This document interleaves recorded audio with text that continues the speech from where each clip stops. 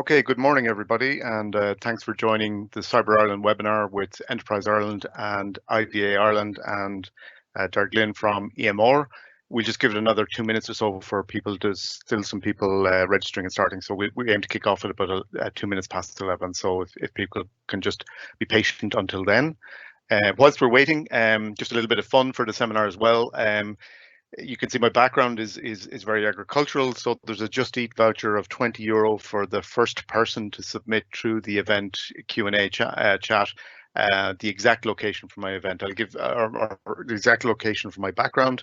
So the first hint is that this county is deploying drones to try and police the holidaymaker. So I wish I was there, but the county is deploying drones to try and prevent me from going there. So I need the exact name of the garden in the exact location, and I'll give you a couple of hints during the session. And the first person to get the right answer gets a €20 Just Eat voucher from ourselves. So I'll update you with hints, but at the moment we'll just wait for more attendees to join.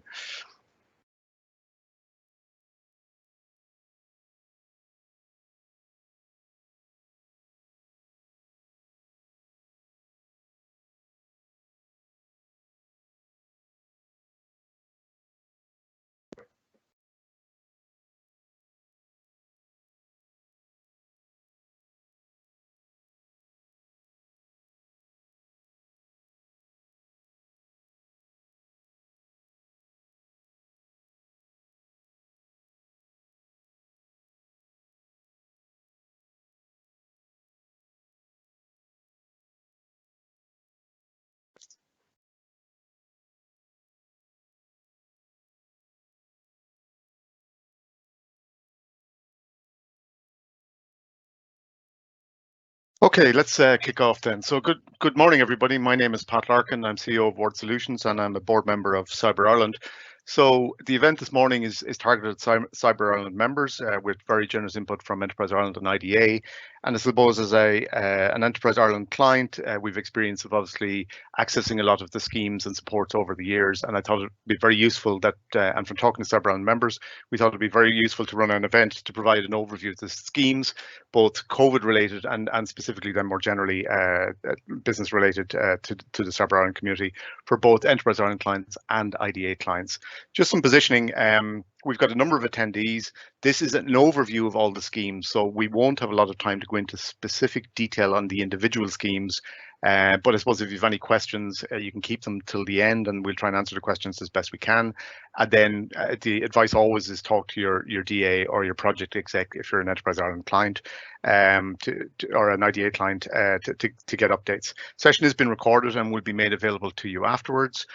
We do propose, if you're interested, to offer more webinars on the specific schemes, if there are schemes specifically of interest to you that would merit a full webinar in its own right. So there'll be a survey at the end of this. We'd ask you to update that and express your interest in the schemes where we can go into a lot more detail. Just to point out that the schemes do change and evolve and are quite dynamic. So, again, it's talk to your DA or your project exec around the details to stay current, etc., etc. And just to stress, this is an overview of all of the schemes. It's not details on specifics, and it's about the schemes that are available. So it's not so much soliciting views as to additional schemes that you would like. Perhaps we could do that in a different forum.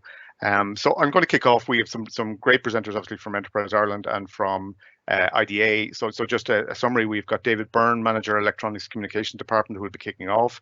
We've got a practical example, then we'll talk to Derek Lynn, who's Chief Operations and Technical Officer from EMR, as an experience of one of the schemes. We then have input from Claire Malogue on a Transform Programme Advisor with EI, who will be covering the Operational Excellence schemes. John Durkin, Technologist with Enterprise Ireland, looking after specifically cybersecurity, blockchain, data ethics, privacy, etc., will be covering third level collaboration and the RDNI schemes. Michael Murphy will be covering the FP7 and the Horizon 2020 stuff. From IDA, we'll have Ronan Lennon, who will be talking then obviously about IDA clients and how they can access the schemes. And then we'll have Pat O'Grady, Senior Development Advisor, Electronics and Communication Department, who'll be covering growing your business and export markets. Roughly 5 minutes per scheme, and I won't waste any more time. So if we kick off with David, please. Good morning. Thank you, Pat. Good morning, everybody. I've been asked to give a very high-level overview of various schemes. And Owen, if you could move on to my first slide, please. Next. Yeah. So obviously in these very challenging times, there's a range of activities and a range of initiatives that have been taken in relation to COVID-19 specifically. And I think it's important that these are schemes and activities to help people through the crisis, but companies should not overlook the other raft of supports that can come from agencies such as ourselves. So the COVID-19 specific supports have very particular terms and conditions associated with them, but our general day-to-day business still remains an holistic approach to your business, an understanding of your business need and ambition, a business plan to help us, capture that, and then to look to support as best we can the development of your company. Obviously, if you're an Enterprise Ireland client, and Ronan will touch later on the IDA side. So some of the things I'm going to touch on this morning relate to both Enterprise Ireland, IDA, and in some cases to domestically focused companies who are generally 10 or more. So what I would just very quickly start off with would be the business continuity voucher, and I'm not taking these in any particular order, but this is a very small, simple offer. It's to help companies through the current crisis in relation to training or advisory around issues like working remotely, reconfiguring systems. It's a 2.5K direct support. It's available to Enterprise Ireland and to IDA clients. Simple, straightforward, and can be useful for companies who are just trying to get that whole new way of doing things implemented. You get expert advice. If I go up a level, there's a business financial planning grant available to Enterprise Ireland clients and companies employing 10 or more in manufacturing and internationally traded services. This is a 100% grant, and this is to help companies design a robust financial plan, including preparation documentation that would be required for the next level funding, which will be a sustaining enterprise fund, and I'll touch on that in a moment. But this gives you, for companies who are not in a position to do this themselves, it gives them a very quick mechanism to pull together a strong, robust financial plan, obviously focusing heavily on cash flow and liquidity, that can be then used to help drive your business, make the necessary adjustments, but can also be used then, as I said, to go to the next level of engagement, which is the Sustaining Enterprise Fund. Now, whereas the previous two were grant, the Sustaining Enterprise Fund is a fund that's open to Enterprise Ireland clients, IDA clients, and domestic focused companies of 10 or more in manufacturing or international traded services. This is not grant. This is a repayable advance. Okay, so this is a piece of funding that has a 3-year window before any repayment is due. There's a 4% administration charge sits on it. The funding range is 100K to 800K, depending on the plan. The advance is due to be repaid in years 4 and 5. So that's the gist of the scheme. I suppose the eligibility criteria with this, a couple of big things to watch across most COVID-19 funding is the undertaking and distress definition, and these come from the European Union, so there's not an awful lot we can do about them. But if your business is deemed to be an undertaking in distress as of the 31st of December 2019, then access to this kind of funding is not available. There's for employment and the employees who may be considered, we're following a general rule of the employment is as the employment was on the 29th of February 2020. So it's a 180 million fund, and as I said, open to employees, but there are terms and conditions. And it is obviously the first port of call in this is your development advisor or your project executive. If you don't have either of those, you contact business response at enterpriseireland.com and we will work with you through that mechanism. The next one down then, just for completeness, we've launched an online retail scheme for the government. It doesn't really pertain here because you have to have a retail outlet, which I assume a lot of you or all of you don't, but available. And because it's such a dynamic environment, I will give you a heads up that we are introducing a small version or a small sustaining enterprise fund, and that is due to come on stream this morning as we speak, and that will be for companies who have revenues of less than 5 million with 10 or more employees on the payroll on the 29th of February. It's a very quick turnaround. Again, it has a repayability element after year 3, a 4% administration fee. It's looking for companies who have turnover of less than 1.5 million to give funding up to 25k, for turnover of 1.5 to 5 million, funding of 50k.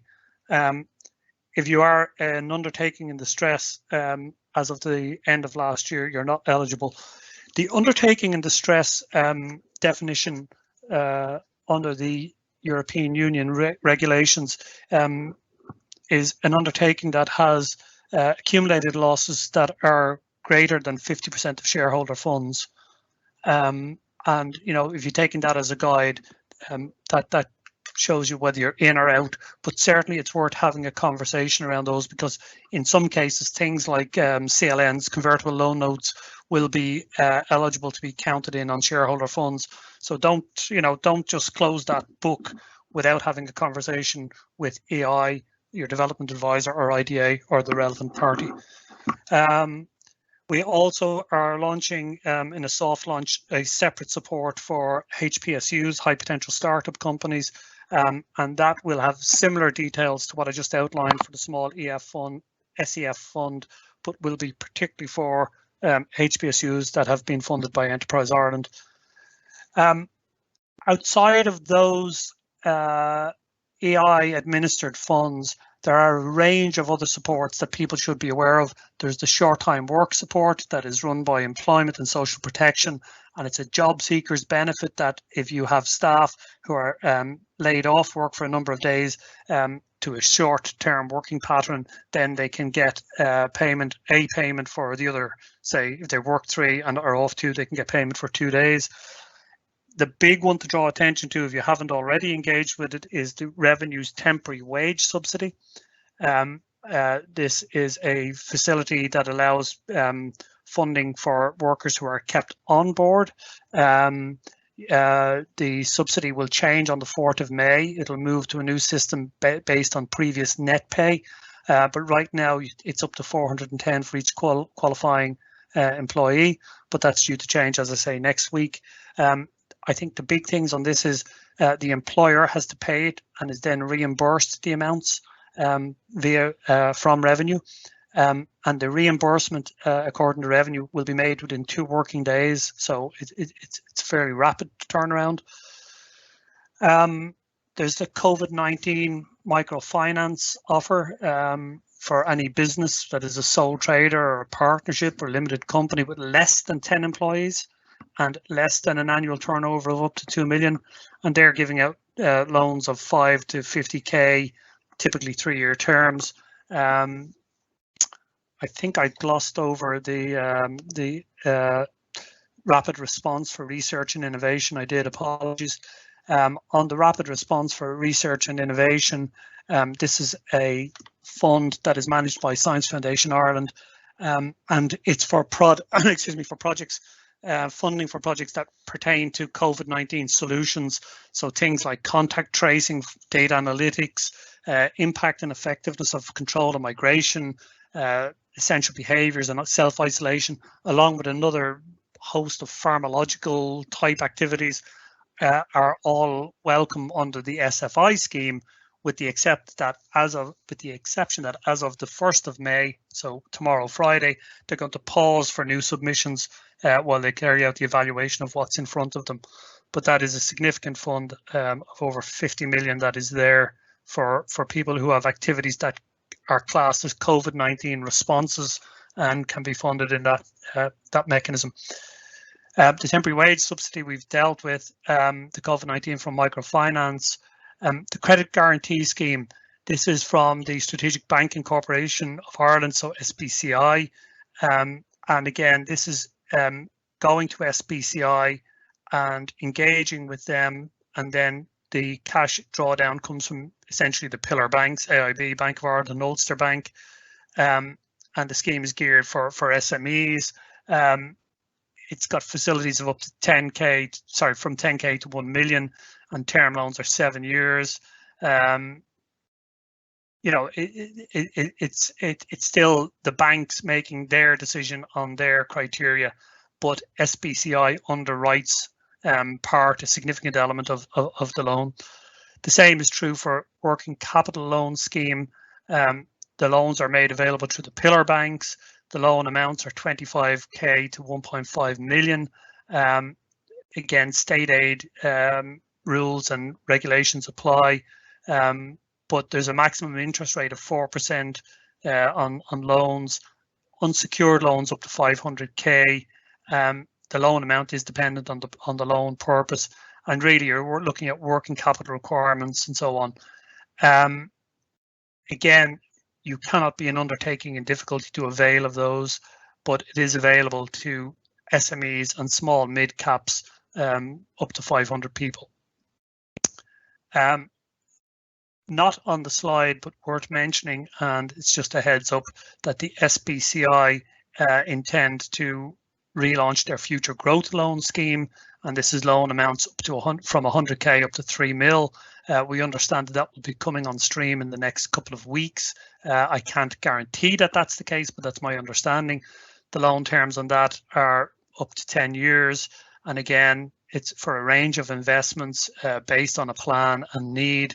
There's a number of excluded activities, but all of the detail for that are available on their websites. I'm just going to close this slide out by saying that it is important that people understand that for the agency support, Enterprise Ireland and IDA support, it is very important that you have gone through the process with your bank and with SBCI.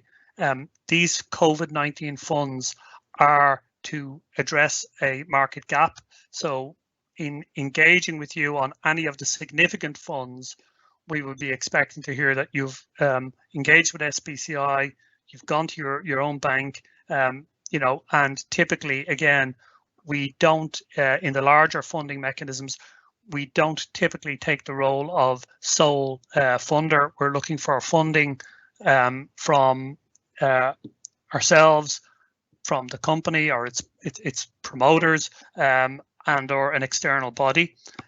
We will look at where companies have taken a hit in terms of pay cuts to staff and management in particular as being some form of contribution to that. But in general, it's a kind of a tripartite arrangement. So we're looking to help companies stabilize, to reset, and then get into a recovery phase. I think that's me way over time. Can I have the next slide on? Just very quickly to say that my colleagues this morning will cover off most of these, but on the slide you can see a range of innovation incentives. We have not stopped our normal day's work. All of these activities go on. All of these activities may be relevant to you and may be a mechanism for funding in this extremely challenging environment. Okay, back to Pat. Thank you. Thanks, David. Thank you very much. Just as a quick example, I've updated, if you've joined late, I've a slide that I began with, so I was looking for the name of the location. The location is about 10 or 15 miles from this exact location in the same county, just as an additional hint. But for Cyber Ireland providers, it's important to think of two things. One is that obviously as Cyber Ireland companies, IDA or Enterprise Ireland, you can access these grants and schemes yourself, but it's also important to bear in mind that particularly for an organization like ourselves as a cyber services provider, that our clients can also access them, and then we can deliver service to support that. And we're going to talk about an example of that now. We've got Derek Lynn from a company called EMR, and we're going to focus briefly, just as an example of this, on the Agile Innovation Scheme. So Derek, I might just ask you to introduce yourself and who EMR are, and what were the business drivers for that brought you to using the Agile Innovation Scheme. Yeah, thanks, Pat. So EMR, we are a small SME business based in County Meath and Dunboyne. We provide SCADA automation and telecommunication solutions to the utilities and household names like Gas Networks Ireland, ESB, Irish Water. Our biggest area of growth over the last 2 years has been the UK market. And what we're finding more and more is that the utilities in the UK are a lot more mature than those in Ireland, very much focused on security conscious, and their approach to security far more advanced than we are in Ireland. Because it was never a focus for our Irish clients, it was never a focus for us. So we came across a situation where we needed to address it, where the PQQs that we were answering in the tenders were putting a higher percentage on security, on the client's approaches to security. So in 2018, we engaged Pat and his team at Ward Solutions to come up with a gap analysis to identify where we as an organization were not fulfilling our obligations or requirements to meet the needs of our new clients in the UK. What came out of that gap analysis and was quite detailed was it was going to be having a significant amount of spend by EMR to come up to the standards required to meet the new business challenges. And that's when Pat and his team made us aware of the Agile Innovation Funding Scheme, which we had never heard about. So working with Enterprise Ireland and Ward Solutions, we made an application. Now, it did take some fine tuning to match our goals and objectives of what we needed as a business as to what was permissible under the Agile funding applications. So John Durkin was very helpful there in fine tuning what was allowed, and we got our submissions through. So in terms of our process, we got our funding earlier on this year. We haven't drawn any of it down yet. We're still in the process of rolling it out. We have begun on the journey of investing in rolling out procedures and policies to allow us to start putting action plans in places, which is where the real big spend is going to come in the latter half of this year, provided no COVID-19 doesn't put any major delays on that. So, you know, what it's going to really give us is to make us more mature as an organization in our security responsibilities, and it's both internally and in the products that we offer our clients, and to make sure that we meet those requirements. From it, we're going to be, at the moment, our turnover is on average about 7 million a year.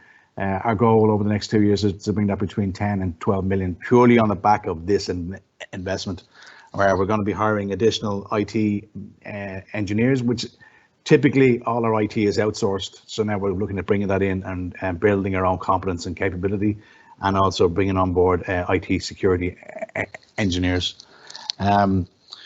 So I know I said we're still very early in the process, but you know it's been an interesting journey so far. And Derek, would it be fair to say that this is something you possibly would have had to do with or without the Agile support? But does the Agile support make it more accessible or easier or more extensive? Absolutely, Pat. You know, the challenge was when we sat down and we came up with the costs that we thought we were going to have to implement as a business. You know, an SME, it was quite a high percentage of our profit would have to be reinvested, and we, you know, it was going to really make a challenge. And so much that we actually put the process off for 2 years. We knew we had to do it, but it was a case of when and waiting for the right opportunity or win the right tender or opportunity in the UK. And fortunately, they both came at the same time. We won significant business in the UK, and this in hand allowed us move forward.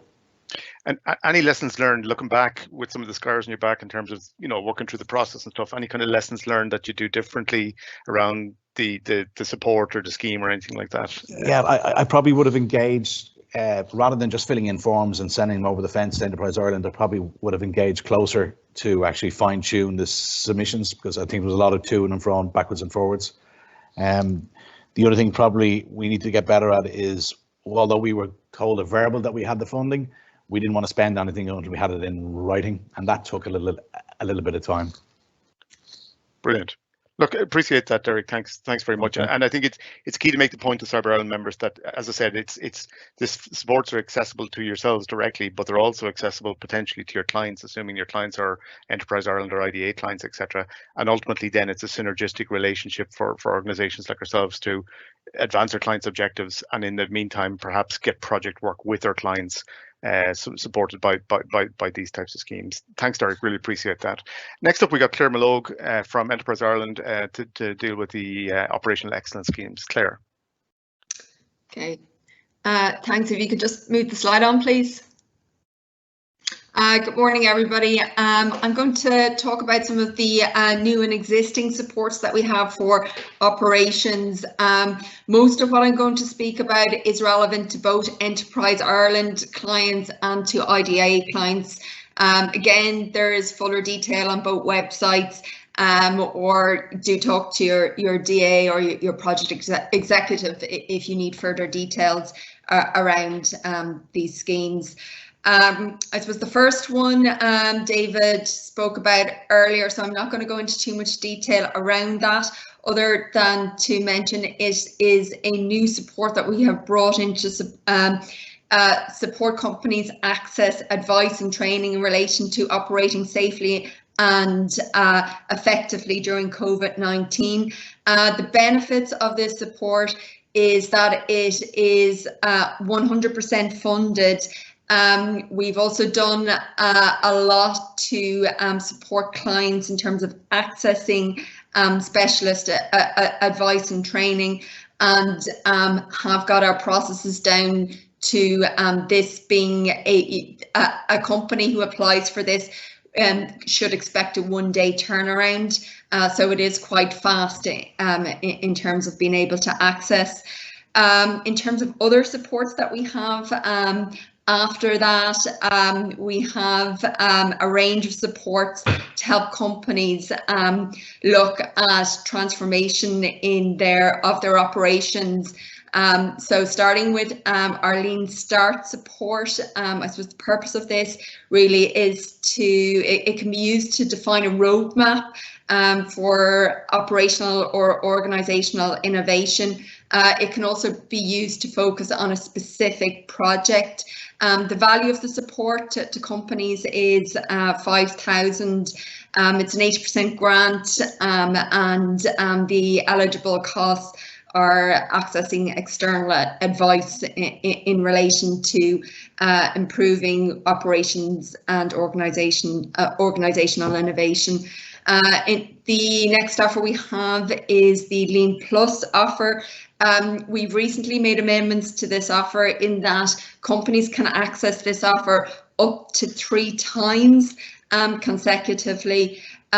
So this support can be a good next step from the Lean Start support, but it doesn't necessarily, a company doesn't have it's not necessary that a company access Lean Start to be able to avail of Lean Plus.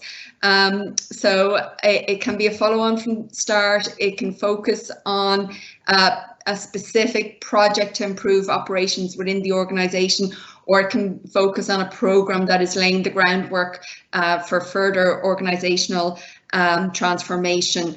The structure of the support is that it is 50% funded, so the value is in the region of 50,000 to a company, and the way that is structured is the eligible costs are split between accessing external expertise and developing the internal costs associated with developing the internal capability of employees within the company. The Transform is another support that we have. This is a larger support. It is focused on transforming the whole of the organization. Again, the value is very much dependent on the business case. So when accessing this support, it is critical to engage with either your development advisor or project executive to ensure that that support can be fully accessed and is aligned to what our information and understanding of the business plan is. The value of the support is variable as it is dependent on the business plan, but it tends to be a minimum of 250,000 grant support to a company with the funding rate between 50 and 70%, depending on the size of the company. Again, eligible costs tend to be split between accessing external advice and internal costs related to developing the capability of the company, with the majority of costs tending to be applied to the internal costs.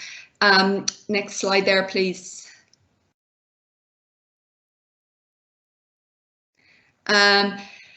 The final offer I'm going to talk to you about is our operational excellence offer. So the operational excellence offer really brings together some of our business innovation support, as well as the support that would be available under Lean Transform. And depending on the sector, companies in capital investment may or may not be appropriate.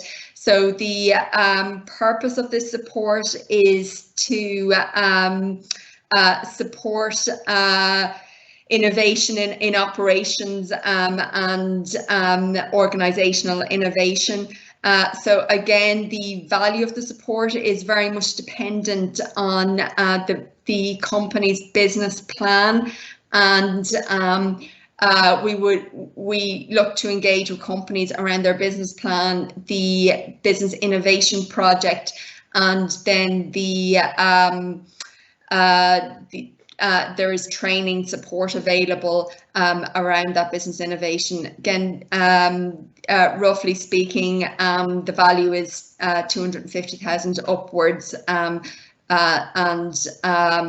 it takes an engagement with both a development advisor within Enterprise Ireland, myself, and a technologist. So do reach out to us if you feel this is relevant to you. Okay, thank you. I'll now hand you over to John. Thank you very much, Claire. So good morning, everyone. And today for this slot, as we saw with from David at the start, he talked about all the different offers that's available. And I'm going to focus now on the third level collaboration options, and also talking around our RD&I supports. And Ronan Lennon from IDA will also follow it on that piece later on. So to start with, next slide, please. We've put together a list of the different options that are available for funding supports for collaboration with the third level. And this really is to help industry look at exploring the knowledge and availability of resources and expertise that is embedded in the Irish third level sector. And we have a range of supports across this. The first and the easiest way, usually most companies start off with their interactions with the third level, is through an innovation voucher. And this is a really nice, simple scheme. It's open to any company that basically is registered with a CRO number. It does exclude large companies. You get an option of 2 vouchers. They're to the value of 5,000 each, and it's 100% funded. And then there's another option then as well for a third one, but that one is co-funded, and it's at 50%. So in total, you have an option of 20,000 to spend with 15,000 of that funded. And it's very much the idea looking at a new idea, or if you're a company that doesn't have expertise in a particular area. So we've seen companies use this around UI, UX, who are starting off, who don't have any expertise in that, and leverage with the third level. Or we've also seen companies particularly look at kind of process mapping, lean, different options like that. And you can take the voucher to any third level institution. So it's a really nice way to get introduced to the third level, and you can get quite a lot of benefit out of that for yourself, particularly on the SME side of it. The next kind of programs then, there's 3 grouped together. This is the innovation partnership. And within this, we kind of break it into 3 areas. There's the innovation partnership feasibility, and this is open to all of the agencies, if you're a client of any of the agencies at all. It's a bit like an enhanced innovation voucher. It's 9,000 funded, 100% of that. And again, in this scenario here, the money goes directly to the university, the same as in the case of innovation voucher. But what happens here is that this is usually a nice example where you want to look at some new idea and see if there's a possibility to do some research. And a good example of this recently is a company in the food area who were looking at bringing in machine learning AI for the first time into their business. They thought there was some opportunities there. They had no expertise in this particular area. They weren't really sure where to start. And so what they did was they partnered up with one of the third level institutions. And with that, now they've engaged in kind of a 3-month program to look and see what are the options and is there something worthwhile investigating further. Traditionally, we would see something like this between 3 and maybe 6 months, ideally around 3 months work that you're kind of looking at here.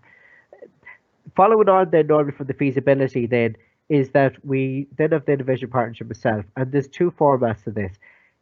The express is if it's a smaller one, under 85,000 to spend. Usually you'll also be a 6 to a 9 month project or 12 months at the most that would be in here for this. And the focus is very much, usually we see this with the SMEs. Again, it's funded up to 68,000 of the 85, so quite well done here this side as well for supports.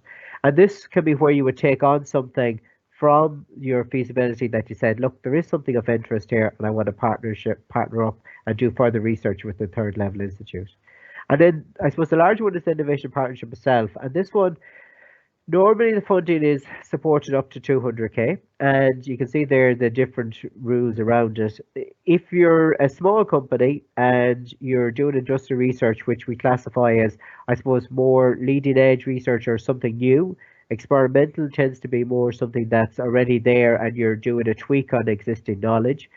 If you're a small company doing industrial, you get 80% funded, okay? And it varies between it. And when you get the slides later on, you can click the link there on the left-hand side and it'll take you into the full range of tables. Usually the case with this is there is an arrangement with the IP as well that you would negotiate with the third level. And that then is on a case-by-case basis. But most of the third level institutes now have got a process around this. We've seen it very popular more recently now, particularly with the IGA clients have used it a lot, and also some of our own client base are looking at it. Particularly in the areas of machine learning, AI, there's some interest as well in the biopharmacy, chemistry areas, where it's very hard to get people, and then this is an opportunity as well to build relationships with third level, and also there's a possibility of recruiting the people who worked on that then too onto that as well. And finally, we've got the Career Fit Plus. So this is an interesting program. It's a 36-month fully funded postdoc placement where they do 18 months within the business and 18 months within the third level. It's a really, really good program, particularly if you're looking at areas of expertise where it's very hard to get. And again, we're seeing a lot of interest in machine learning AI space, and we've also seen a lot of interest in the food science and some of the chemical areas where they're bringing in people from abroad. The third level institutions will work with you on this to help identify people, or if you have somebody you can suggest as well. Well worth checking out the scheme, and it's the next call is up in June, so I'd say check it out and see it might be relevant. Okay, next slide, please. So the next piece we're going to move on to is the RD&I supports. And this is the core of a lot of the funding that we would traditionally do around innovation. And the third level piece is really useful and it builds up the expertise that's there. And then this is very much focused within your own business and what you're doing and the time and that staff is on it. So next slide, please. So once again, you can see we've got a range of supports, and I've tried to put everything into the table to make it available, who's available to, what's excluded, and a very high level thing around the funding rules. And again, all the links are on the left-hand side, which take you directly to the funds where more information is available. But very quickly to run through this, the intellectual property strategy, we've started seeing quite an interest and an uptake in this in the last few months. This is really about helping companies understand how to protect their knowledge that they have within it. And this can be either through trade secrets, it can be through filing IP. Now, while we don't support the filing of it, we help you build your strategy around it. And there's 2 levels around that. There's the IP start, which is usually just getting a consultant in for 3 days, max at 2,700 spend, and is funded 80%. And that kind of helps you map out, is there something here worthwhile looking at? And then out of that then is the IP Plus, which basically helps you expand around having consultants work with you and you have an in-house champion, as we would call it, for that. So if you're looking at stuff around IP and you're trying to look around your strategy around it, this is definitely worth something checking out. Then from that, we kind of move on then to our hierarchy of supports. And here you'll see, we start off with exploring innovation. This is very much the idea is you've got an idea, you're looking to see what's out there, you're trying to see, is there something in it? And we've noticed a bit of an uptake in this, particularly now since COVID-19, because things were in the back burners for people, they're now starting to bring these forward. Nice way to get an intro. It's funded up to 50% and it's capped at 70k. We normally see spend on this around 3 to 6 months kind of project duration. And usually the idea of this is to evaluate something and see if it's a run or not for your business and then take it on from that. There's an option, a variation of that specifically for the HPSUs. And this is capped at 30k, and it's very similar to innovation, the exploring innovation. The idea around it is for HPSU, if they're looking at a feasibility of a business, to see what they can do with this. So following on then from that is the Agile innovation, and we already had with EMR and Warren talking about this offer. It's getting very popular, and particularly the business innovation, which is focusing on a companies, the way they're changing the direction and what they're looking at it. And Claire touched on it as well. Using this mixed in with operational excellence, there's options where you can also add in your training as well as the business innovation together. So the business innovation applies both in the OpEx and also under Agile. So if you're just doing a very nice process around it, and it's well defined, then business innovation under Agile works very well, capped at 300k. Also under the Agile innovation, you can do what we'd see as a small R&D. The idea of this is capped again at 300k spend, funded at 45%, and the turnaround time is much faster than you would have for our larger R&D fund. So the larger R&D fund has no max eligible expenditure. However, it does have a cap grant rate of 650,000. And depending on the size of your company, you get different grant rates. So 45% for small, 35% for medium, and 25% for large. This really is, I suppose, for any company who's doing a serious amount of R&D. And we would see projects usually starting here 9 months up to 36 months would normally be what we'd see as a max. Now, there is exceptional circumstances for particularly in the life sciences area. But in the software side, by and large, we'd be looking at probably an 18-month project we would kind of see as an ideal timeline. There can be cases going on that if you're doing something very new and cutting edge, and that varies. So now I'm going to pass over now to Ronan now in relation to talk about the IDA supports in this area. Ronan? Thanks, John. Good morning, everybody. Just a quick run through of the two additional IDA supports there.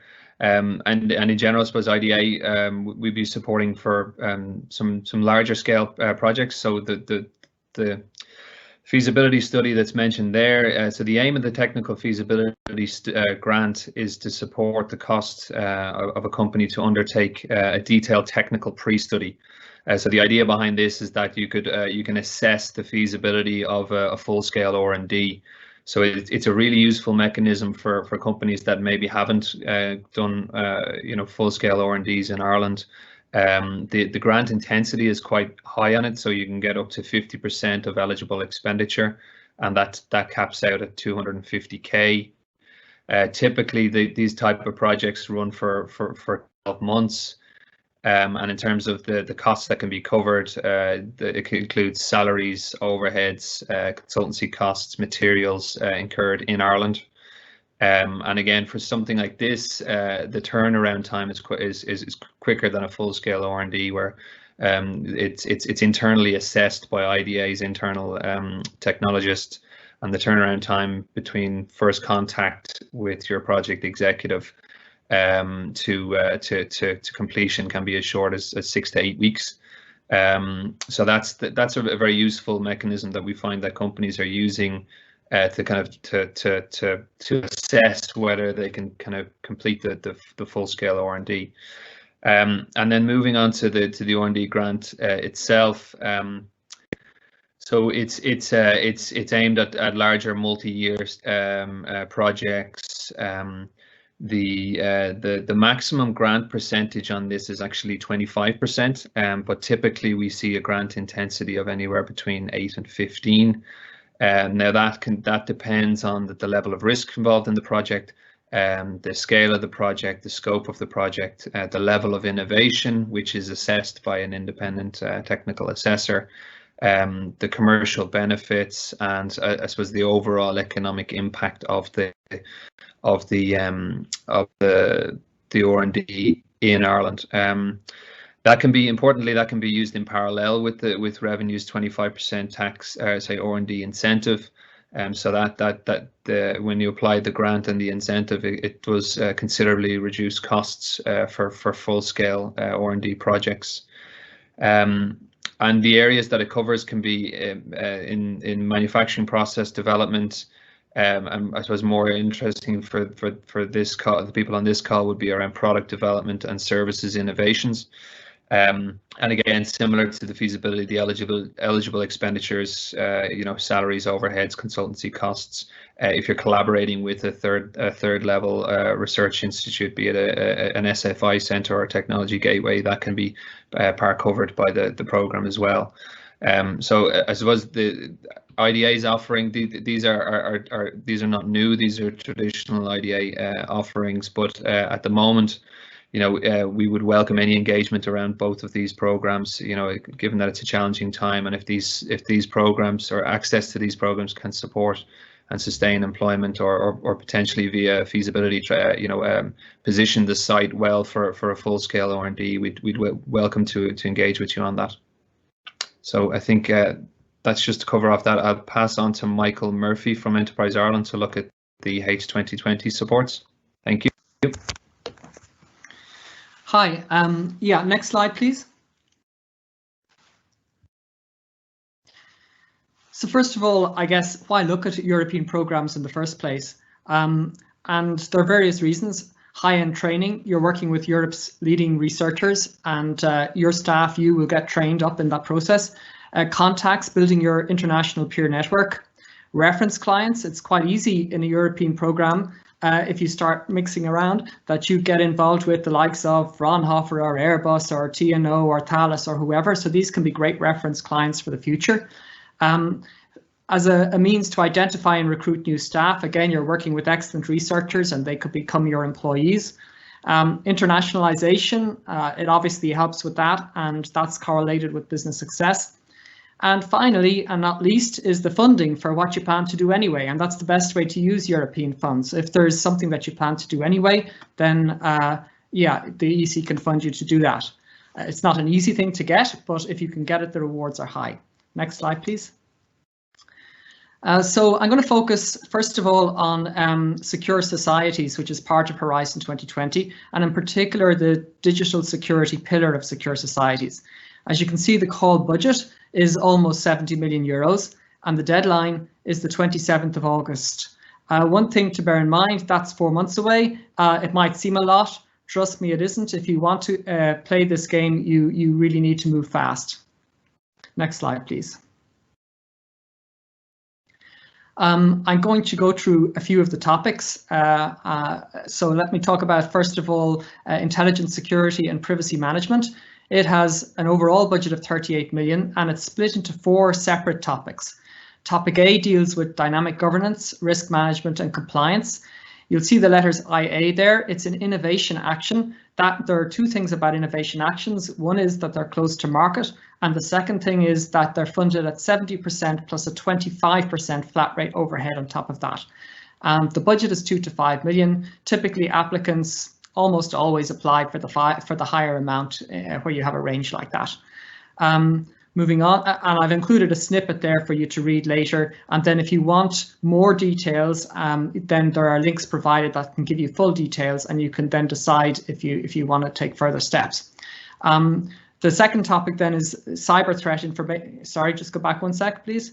Cyber threat information sharing and analytics. That's also an innovation action, so close to market, 70% plus 25% flat rate overhead, and a budget of up to 5 million. Next slide, please. The third part of this DS02 topic is advanced security and privacy solutions for end users or software developers. You'll note that this is a research and innovation action, an RIA. It's a little bit further back from the market, but it is funded at 100% plus 25% flat rate overhead. So it's 125% funded. The budget is up to 5 million euros. Moving on then to number D, distributed trust management and digital identity solutions. It's also a research and innovation action, and the budget is up to 6 million.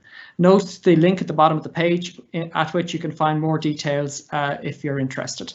Next slide, please.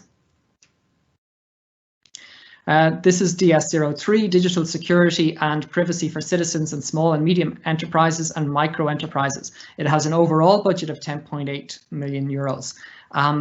The Commission will fund the first subtopic A is protecting citizen security, privacy and personal data. It's an innovation action and the budget is up to 5 million, and you can read a little bit about it in the paragraph there.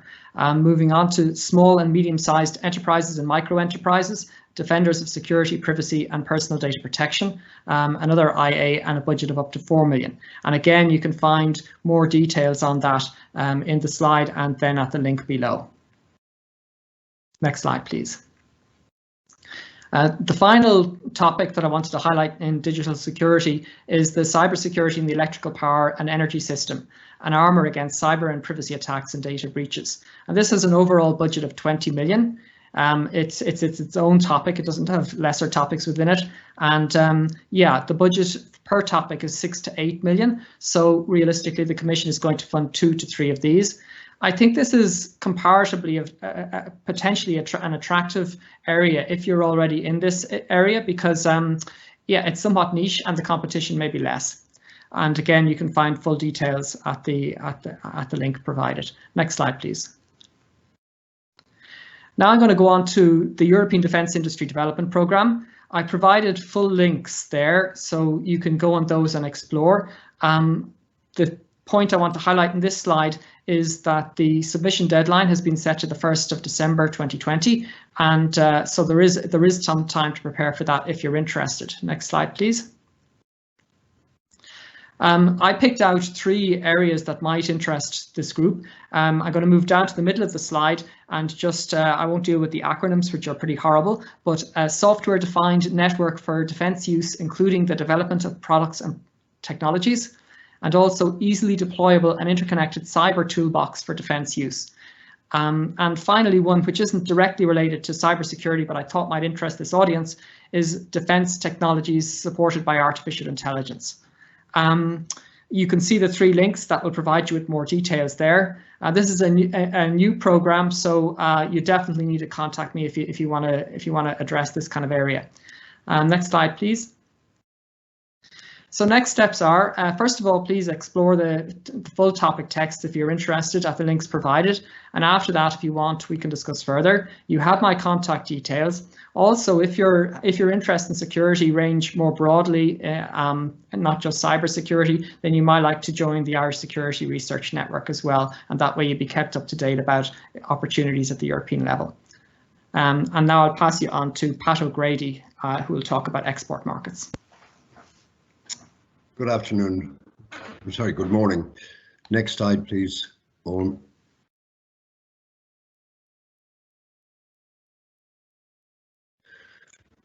I just wanted to talk here, if I may, about some of the tools that we're using. If you want to turn on your video there.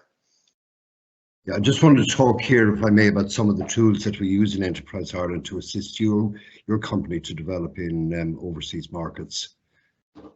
At the top of the slide here, you'll see Irish Advantage. This is a website where we're breaking industry down by technology sector, and we have a sector specific to cybersecurity. Within that, we have 4 companies listed with their offerings: VigiTrust, Ward Solutions, SeisNet, and SmartTech 247.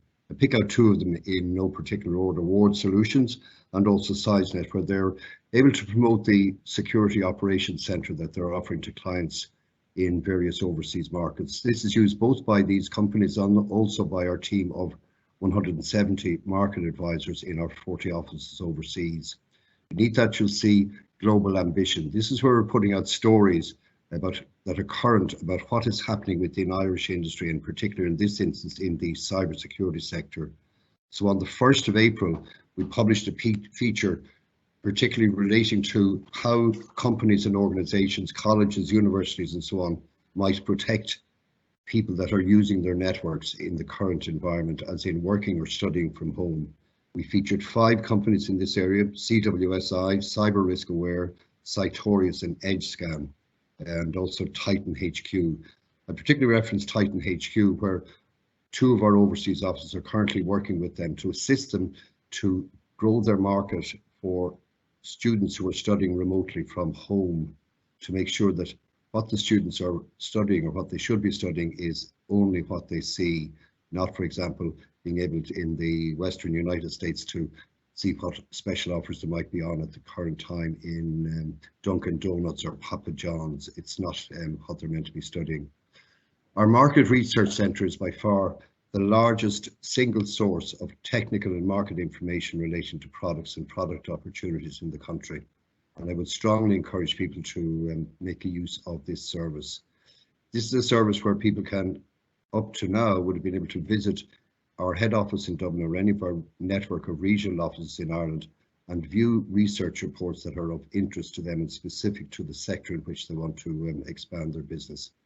In light of the current lockdown, that information can now be accessed by simply sending your request with regard to the type of information you're seeking with your contact details to that email address as shown there. eLearn is a vast array of supports that we offer to assist individuals within companies at management level to grow the capabilities of their business. It covers areas such as people and management, sales and marketing, innovation, finance, operations and leadership. I particularly mentioned the last of these, leadership, which was one of the very first programs we ran called Leadership for Growth. This is a program that we've been running now for over 15 years to assist CEOs and senior managers in companies to develop their capabilities and thereby allow them to help them to grow their business. I leave the last wine till last, as they said at the wedding feast of Cana. I'm the development advisor within Enterprise Ireland with specific responsibility for cybersecurity. Any of you who are from clients of Enterprise Ireland, if it is that you don't know who your development advisor is, you can click on this link here, Enterprise Ireland Advisor DA, enter the name of your company and that will throw up the name and full contact details of your development advisor. And just note as well at the very bottom, 3 of our overseas offices, Matthias Egger from our office in Amsterdam, who's on this webinar at the minute. He's our lead person overseas for cybersecurity. Sarah McNabb, who's also on the call, is based at our office in London. And Aoife O'Leary is in bed, I think, at the minute because she's based in our office in San Francisco. They're part of a network of over 170 people spread across 40 offices throughout the world. I firmly believe that this is one of the greatest assets that Enterprise Ireland has to offer companies, is to assist them to win new business in new markets that are of particular relevance to them. And I think I'll hand back now to Owen or to Pat. Thank you. Thanks, Pat. Thanks very much. And I really appreciate everybody that we've just overrun ever so slightly. We're still within the 1 hour we'd allocated for this. So I guess we're open to questions at this stage. And there is one question I'll throw out to the panel right now. And it's from one of the attendees. Right now, we're seeing a lag on the impact on our business. That is, Q1 was okay, but Q2 looking a little more difficult. Is there any time limit on these supports? If I throw that open to the panel.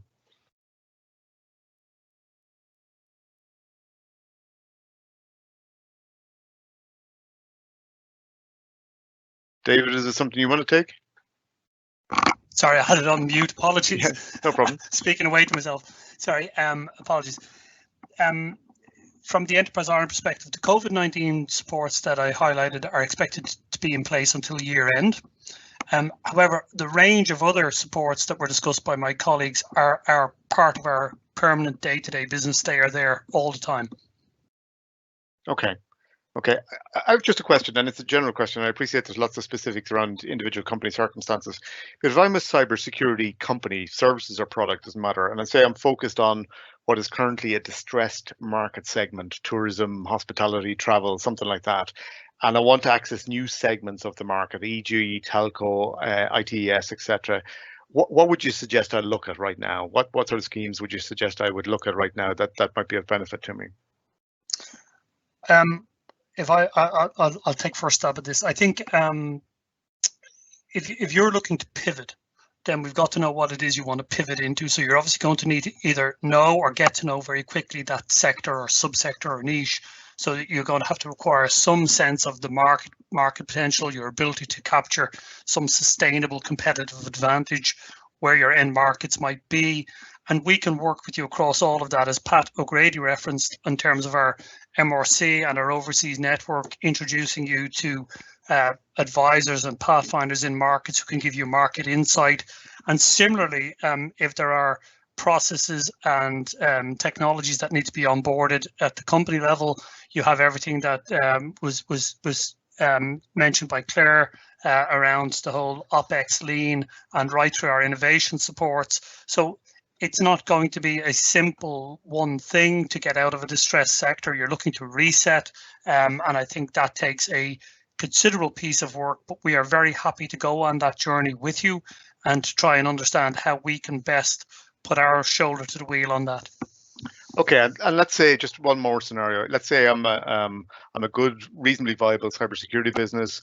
Let's say I'm operating locally and internationally, and I'm just focused on the short-term kind of survival until the markets normalize, whenever and whatever that is, when it occurs. Again, what sort of schemes or what should be my focus for that? Again, if I take, I think your first focus is talk to us. So talk to your DA, talk to your project executive in IDA Ireland. If you're a client of the agency, if you're a company outside of the agencies and you qualify as more than 10 in internationally traded services or manufacturing, speak to Enterprise Ireland. The initial answer, I suppose, the easy answer would be the SEF, the Sustaining Enterprise Fund, at whatever level is relevant to you. That is a mechanism to get you through this extremely difficult period. But there may be other things you can do or would want to do to support your activities. Maybe look at, now that things are in a downturn for you in your organization, maybe now is the time to initiate or accelerate that research project that you thought about. Maybe step into some of the European projects that you may be relevant. There's a lot of things you can do to try and alleviate that situation. But I suppose the go-to position would probably be initially the SEF. Brilliant. Okay, thank you. John here, Pat. I just add one little thing to that, and it's just relevant sometimes for people now who might have people on the bench or like that they're not working at the moment, but they want to retain the staff where they have it. What we have seen as well is some companies like that we've talked about pivoting have also looked as opportunities to upscale now and or learn a kind of a new sector and things like that, or maybe take on a new specific role. And so sometimes then the operational excellence is a real nice fit for that, because you've got the business innovation, which will help you on the business side to put in your process and direction. And then the training supports with that can be very good as well, because it allows you to upskill your staff and avail of that as well. And so it's a nice combination one that can be there, that can, particularly if you're looking at new sector and new staff that need to be done, that combination can work quite well for some companies. Absolutely, I'd like to second that as well, John. And we are seeing an increase in interest in the operational excellence offer at the moment. Companies do now, some of them have the time to focus on this. Generally, when the day-to-day is very, very busy, that time to focus on it may not be here. So now might be a good time if that time is available. And do IDA and Enterprise Ireland, I presume you're presumably working, your workload is high at this stage. Do you have the bandwidth and the time to talk to clients, or is there a lag based on increased workload? If clients were looking to talk to you, should they be planning some sort of a lead time, or what's the best way of engaging with you? If I take that, yes, we're busy, and we will be getting busier as this plays out. But that is we don't expect to have any significant delay in our ability to deliver. We have, like everyone else, we've reassigned resources as best we can to meet the expected workflow. And we would expect, and my colleagues can come in here in terms of specific offers, but we would expect to deliver more or less on time. In case of the COVID supports, they're fairly accelerated. They have a very tight time frame to turn them around, and we've staffed up to do that. Brilliant.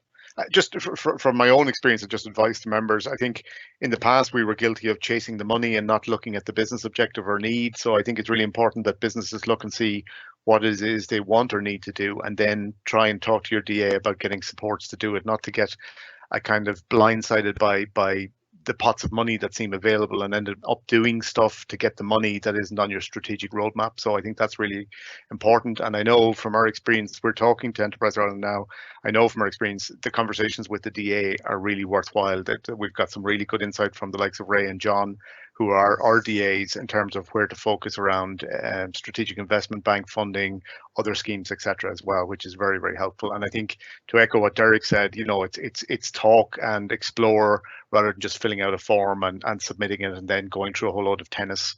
It's really to understand what it is you're trying to achieve and what are the best schemes and supports that are available. That's certainly my experience of Enterprise Ireland. Yeah, and I think we would very much second that, Pat. We talked, and I mentioned earlier, it's about an holistic approach. We want to understand the business need. We want to kind of develop with you a plan that addresses the gap that gets your business from where it is now to where it needs to be. So very much that conversation, early engagement with your DA, and drive that forward. Yeah.